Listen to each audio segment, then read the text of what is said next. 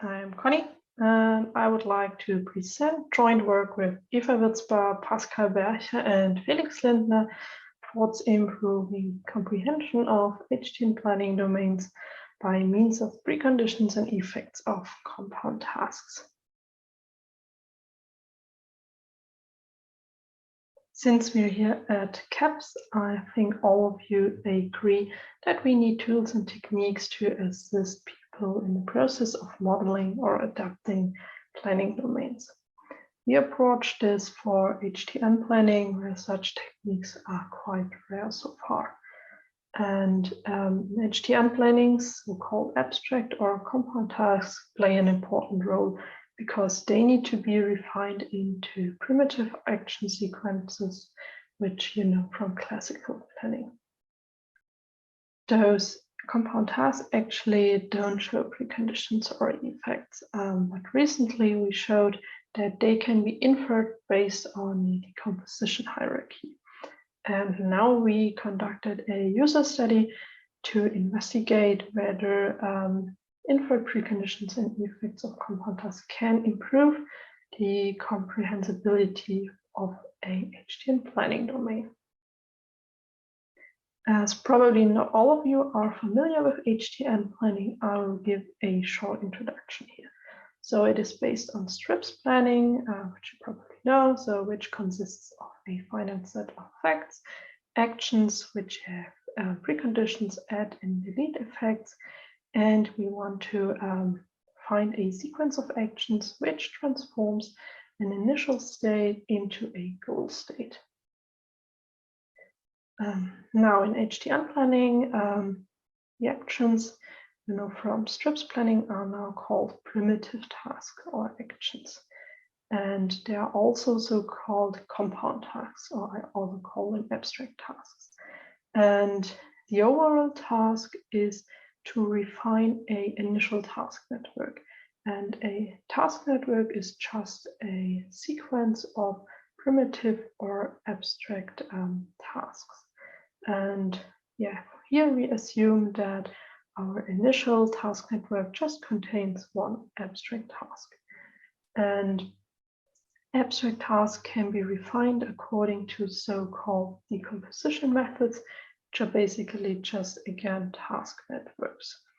So we have to pick one of those methods and refine compound tasks according to them, which means we replace abstract tasks by tasks of the method.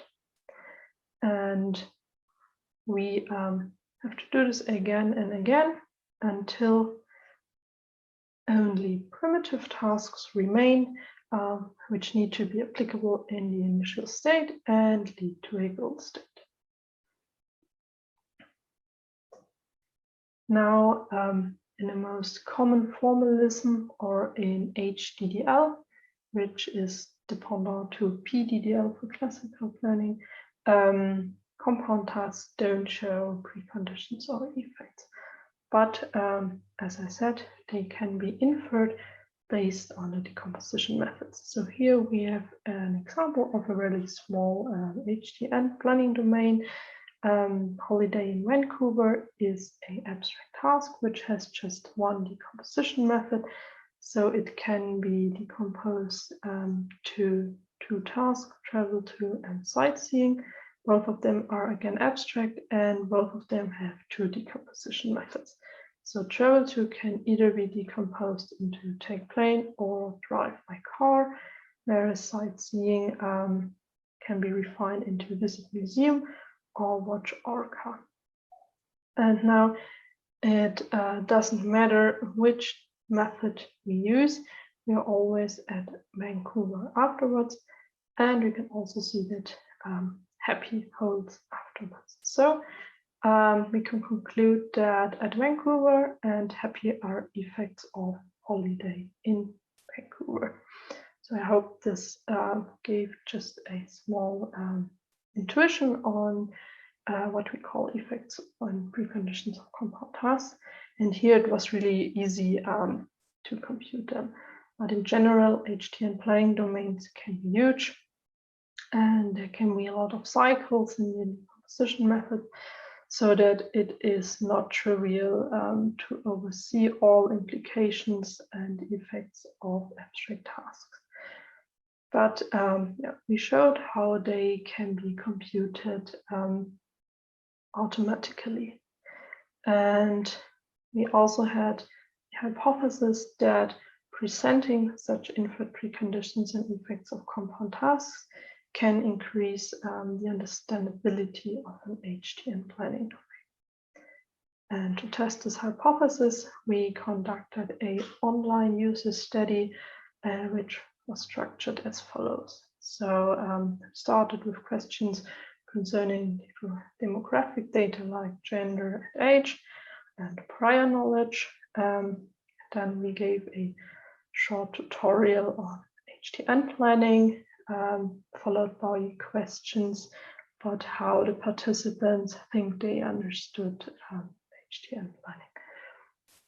Then in the main part, we presented a robot arm movement HTN planning domain. So yeah, it was about here Thiago, our robot, and the domain just modeled which movements he could do so to the different coordinates.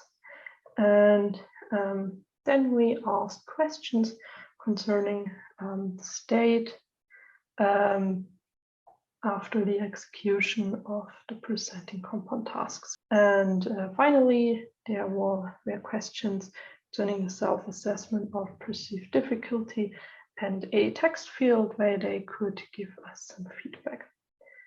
We recruited 200 participants, which we split into 2 groups.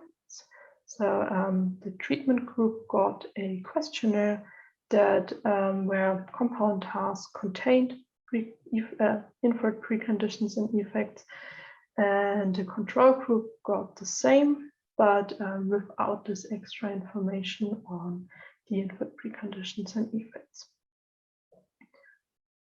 We took the number of mistakes they've made as measure for how well the domain was understood, and a directed Wilcoxon rank sum test indicated that the treatment group, so those who represented the preconditions and effects, made significantly less mistakes than the control group.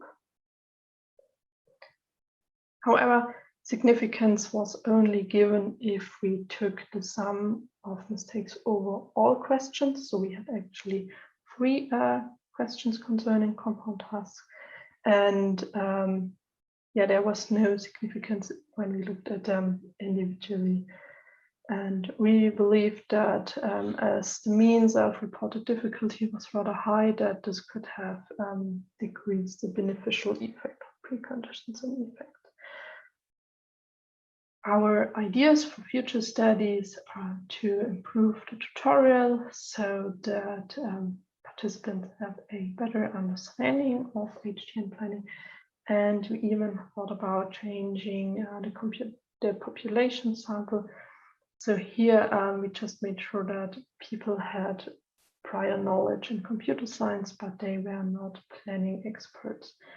But yeah, maybe it's rather difficult to understand planning in just a couple of minutes with just a small tutorial. So it would be interesting to do the same planning experts, so which already understand the mechanisms here. So thank you for your attention, and hopefully see you at the workshop.